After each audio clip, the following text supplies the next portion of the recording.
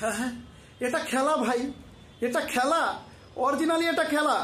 সত্যি বলছি আমার অবাক লাগছে এই রকম খেলা, ভারতবর্ষের প্লেয়ারদের এই রকম পারফরমেন্স। আমার তো মনে হচ্ছে একমাত্র রোহিত শর্মাই খেলতে গেছে, আর বাকি সবাই ঘোড়ার ঘাস কাটতে গেছে। কি বলবো ভাই, অ্যাকচুয়ালি কি বলতো, তবুও এদের কিছু বলা যাবে না। আমাদের দেশের প্লেয়ার, তাদের কিচ্ছু বলা যাবে না, কেননা এই মানুষগুলোই কিন্তু, যে মানুষগুলো আজকে খারাপ খেলছে, এই মানুষগুলোই কিন্তু 2023-এর এশিয়া কাপ থেকে শুরু করে T20 ওয়ার্ল্ড কাপ পর্যন্ত আমাদের ভারতবর্ষকে মাতিয়ে রেখেছে, আনন্দ দিয়ে রেখেছে, প্রত্যেকটা ম্যাচে ভালো পারফরমেন্স করেছে। অতএব এদের এখন কোনো খারাপ কথা কেউ বলবে না প্লিজ।